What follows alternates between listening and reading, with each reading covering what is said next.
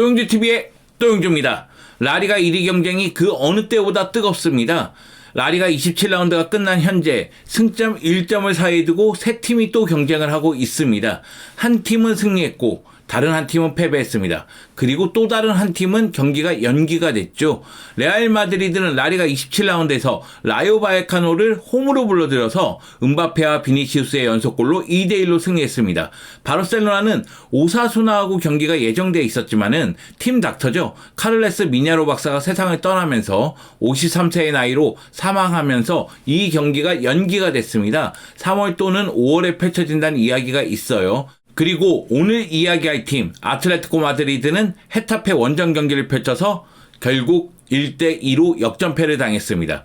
아틀레티코 마드리드가 라리가 2위에 위치하고 있었고 헤타페는 라리가 14위에 위치하고 있었습니다. 아틀레티코 마드리드의 승점은 56점, 헤타페의 승점은 30점이었어요. 그렇기 때문에 아틀레티코 마드리드가 헤타페 원정에서 어려움을 겪더라도 승리할 것이라는 예상이 지배적이었죠. 하물며 아틀레티코 마드리드는 올 시즌 헤타페를 상대로 두 번 대결을 펼쳐서 두 번 모두 승리를 거뒀습니다. 라리가 17라운드에서 셀로트의 결승골로 1대0으로 승리를 거뒀고요. 코파델레이 8강에서는 5대0 대승을 거뒀죠. 아들 시메오네가 2골 넣고 앙헬 코레아가 1골 1개의 도움을 기록하고 그리고 셀로트는 또다시 골을 넣었습니다. 셀로트는 헤타페의 킬러로 부상하고 있다고 해도 과언은 아니죠. 이 경기에서도 셀로트는 골을 넣었으니까요. 여하튼 아틀레티코 마드리드가 헤타페에 강하다는 사실은 부인할 수가 없습니다. 최근 공식 27경기 무패를 기록하고 있었거든요. 22승 5무를 기록하고 있었죠. 헤타페가 이번 경기 전에 아틀레티코 마드리드를 상대로 승리한 마지막 경기가 바로 2011년 11월 홈에서 3대2 승리입니다. 정말 오래된 이야기 아니겠습니까? 10년도 더 된 이야기 아니겠어요? 그때 아틀레티코 마드리드의 감독은 시메오네가 아니었죠. 만사노 감독이었습니다. 그렇기 때문에 시메오네 감독이 이끄는 아틀레티코 마드리드는 헤타페에 매우 강하다고 얘기할 수가 있겠고 원정 경기를 치르지만 무승부 이상의 결과를 가져올 것이다. 아니, 양팀의 최근 행보를 봤을 때는 승리할 것이라는 예상이 지배적이었어요. 하지만 결과는 헤타페의 2대1 승리로 마무리가 됐습니다. 자, 아틀레티코 마드리드는 이 경기에서 패배하면서 UEFA 챔피언스리그 16강 1차전 마드리드 더비 1대2 패배, 그리고 라리가 27라운드 헤타페전 1대2 패배, 공식 경기 2연패를 당했습니다. 그리고 다가오는 경기는 마드리드 더비와 바르셀로나전이죠. 그런 점을 고려했을 때 지금 이 순간 연패를 당한 건 아틀레티코 마드리드에게는 굉장히 치명상이 아닐까 생각을 합니다. 아틀레티코 마드리드 뭐가 문제일까요? 어떤 문제가 대두됐을까요? 한번 돌아보고 아틀레티코 마드리드가 헤타페에게 어떻게 패배했는지 살펴보도록 하겠습니다. 여러분, 또 영주TV와 함께 가주세요. 렛츠고! 아틀레티코 마드리드는 라리가 27라운드에서 헤타페 원정 경기를 펼쳤습니다. 아틀레티코 마드리드가 결과적으로는 1대2로 패배했죠. 물론 패인을 따지자면 여러 가지가 있습니다. 물론 가장 큰 패인은 88분경에 앙헬 코레아가 퇴장당한 거예요. 그 전에 이미 아틀레티코 마드리드는 선제골을 넣었습니다. 그래서 수적인 열세가 아니었다면은 11대 11로 1대 0으로 끝낼 수 있지 않았을까 생각이 들었거든요. 솔직히 저는 셀로트가 선제골을 넣는 그 순간 경기 끝났다 그렇게 생각을 했었습니다. 전반 70분경에 프리킥 상황에서 볼이 올라왔고 공중볼 다툼 과정에서 느노르만과 상대 골키퍼 소리아가 충돌하는 장면이 있었어요. 그리고 알데레테가 다가가서 플레이하고 있는 가운데 소리아 골키퍼 옆구리 쪽으로 볼이 흘렀나?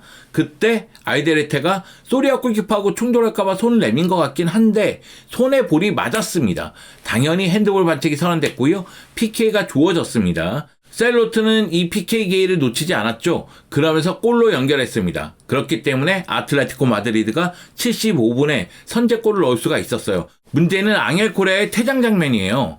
앙헬 코레아가 3월 9일이 생일인데 자신의 생일날 엄청난 실수를 범하고 말았습니다. 제네하고 볼 다툼 과정에서 발을 너무 높게 들었고요. 그러면서 옐로 카드를 받았는데 주심은 VAR 끝에 옐로 카드를 취소하고 레드 카드를 꺼내게 되죠. 그러면서 앙헬 코레아가 퇴장을 당했습니다. 앙헬 코레아가 퇴장을 당할 때 쿠아드라 주심에게 욕설을 한 것 같아요. 쿠아드라 주심은 욕설을 들었다고 보고를 한 상태입니다. 부모 욕을 했다, 어머니 욕을 했다, 또 그리고 굉장히 직설적인 욕설, 그런 거 있잖아요. 베이비 이런 베이비 이렇게 욕했다고 들었다고 보고를 했습니다. 그래서 앙헬코레아가 징계가 생각보다 늘어날 수 있겠구나 이런 생각이 듭니다. 현지에서는 4경기에서 12경기 정도로 보고 있어요. 네, 폭이 굉장히 큰데 이 앙헬코레아의 욕설이 경멸의 표시인지 아니면 직접적인 욕설인지 이거에 따라서 판가름이 날 것으로 보이는데요. 제가 보기에는 적지 않은 경기 못 나올 수도 있겠다 이런 생각이 좀 드는데 일단 다가오는 바르셀로나하고 리그 경기는 출전이 불가합니다. 이런 부분에서는 시메오네 감독에게는 타격이 있다고 보면 되겠죠. 그리고 헤타페는 앙헬코레아가 퇴장당한 다음 프리킥 상황에서 바로 골을 넣습니다. 문전으로 올리고 두아르테가 헤더로 떨궈주니까 결국 아람바리가 들어가면서 마무리를 지었죠. 1차 슈팅은 막혔는데 이 1차 슈팅 때문에 아틀레티코 마드리드의 얀 오블락 골키퍼가 무게중심을 잃었고요. 그리고 아람바리가 재차 슈팅을 감각적으로 굉장히 빠르게 연결했습니다. 그러면서 동점골이 터지죠. 동점골이 터지니까 흐름 자체는 헤타페의 흐름이 됐습니다. 헤타페는 주구장창 공격을 전개했고요. 마지막 순간에 디에고 리코의 중거리 슈팅을 골문 앞에 있었던 아람바리가 방향을 바꿔놓으면서 역전골을 기록하게 되죠. 그러면서 이 경기는 헤타페의 2대1 승리로 막을 내립니다. 점유율 자체는 아틀레티코 마드리드가 더 높았어요. 하지만은 XG값이라든가 슈팅을 보면은 헤타페가 승리할 만한 경기구나 이게 느껴집니다. 헤타페가 XG값에서 1.27로 앞섰고요. 슈팅도 11개를 했습니다. 반면에 아틀레티코 마드리드는 기대만큼의 경기력을 보여주지 못했다는 게 기록에서도 나타나죠. XG값은 0.97이고요. 슈팅은 4개, 유효슈팅은 2개밖에 하지 못했습니다. 아틀레티코 마드리드는 승점 56점에 묶였고요. 그러면서 레알 마드리드가 라요에게 승리하면서 승점 57점이 되거든요. 결국 1위는 바르셀로나, 2위는 레알 마드리드, 3위가 아틀레티코 마드리드가 되죠. 아틀레티코 마드리드가 2위에서 3위로 한 계단 내려왔습니다. 사실 아틀레티코 마드리드 입장에서는 이 경기 승리하면서 라리가 1위로 올라서고 그리고 마드리드 더비 패배의 후유증에서 벗어난다 이런 계획이 있었을 텐데 이게 다 무산되고 말았습니다. 자, 시메오네 감독 인터뷰를 볼까요? 경기 끝나고 나서 패배했으니까 좋은 얘기가 나올 수는 없죠. 좋은 경기는 아니었다. 모두가 각자의 방식으로 이기기 위해 노력했다. 우리도 이기기 위해 노력했지만 헤타페도 승리하기 위해 노력했다는 얘기입니다. 우리는 PK로 리드를 잡았지만 심판이 코레아를 퇴장시키기로 결정했고 헤타페가 우월해졌다.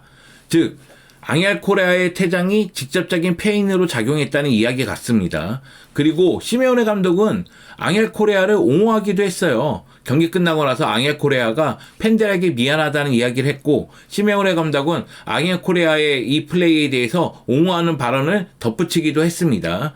1점 리드로는 해결할 수 없었던 당연한 패배였다.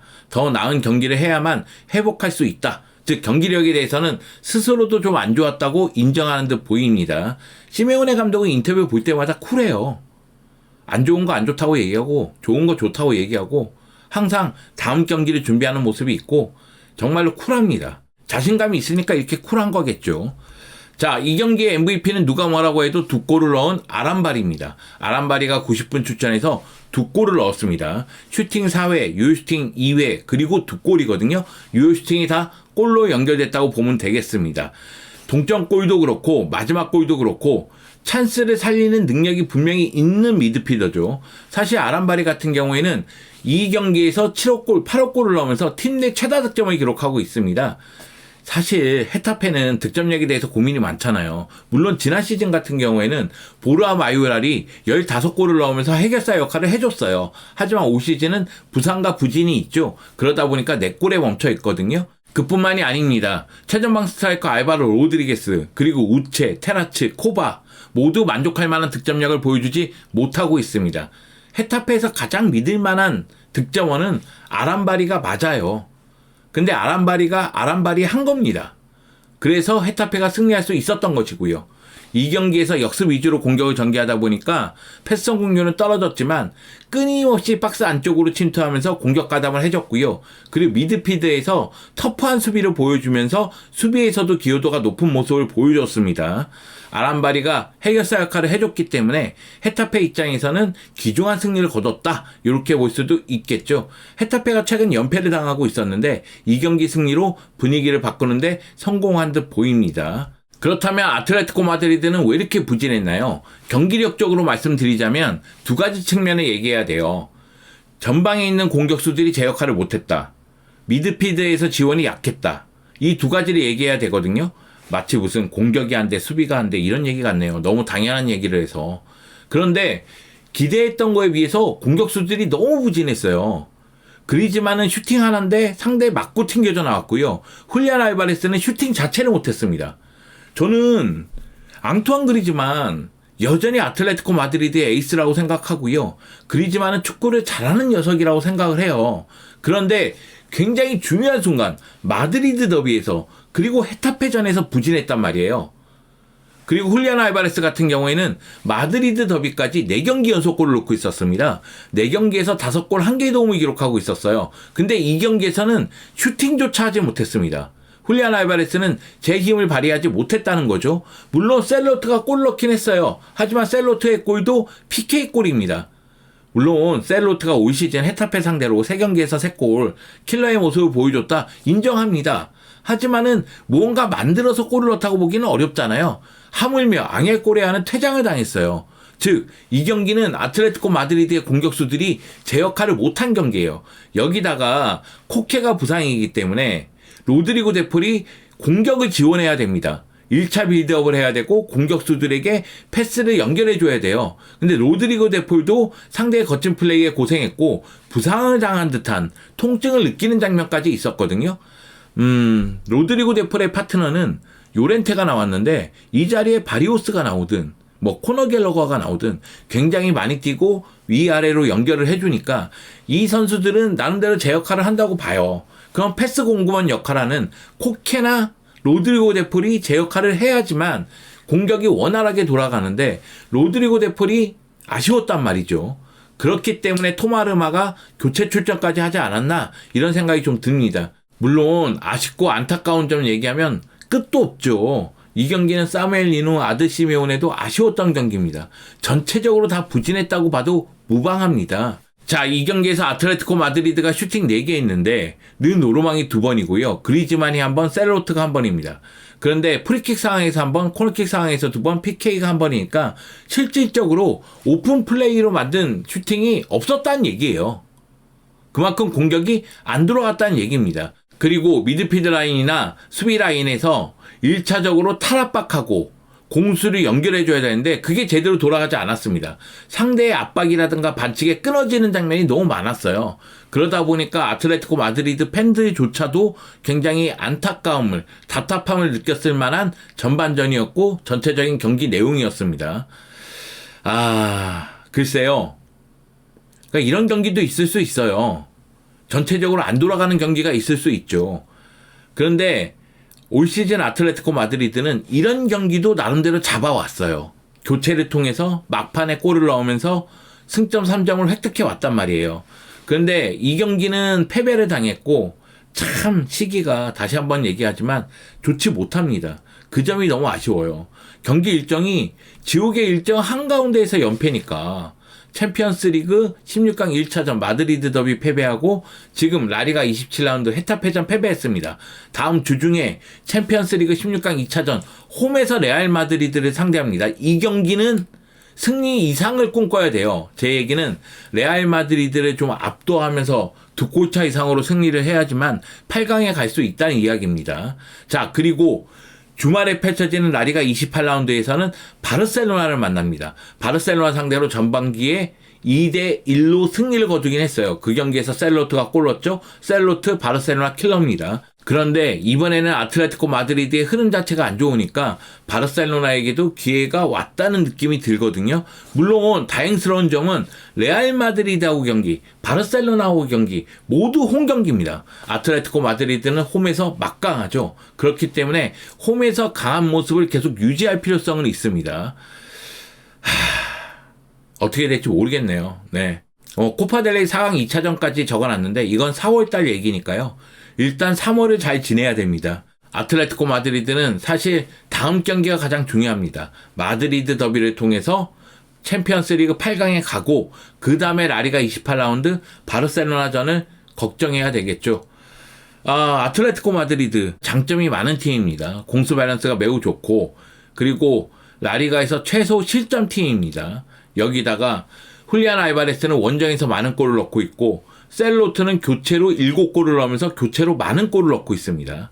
그렇기 때문에 그리즈만이 중심으로서 힘만 발휘해 준다면 훌리안 알바레스하고 시너지 효과가 나고 셀로트하고도 시너지 효과가 날 것 같아요. 그리고 미드필드에서 로드리고 데폴이라든가 다른 선수들이 제 힘만 발휘해 준다면 팀으로서도 제 힘을 발휘할 가능성이 크지 않을까라는 생각이 있습니다.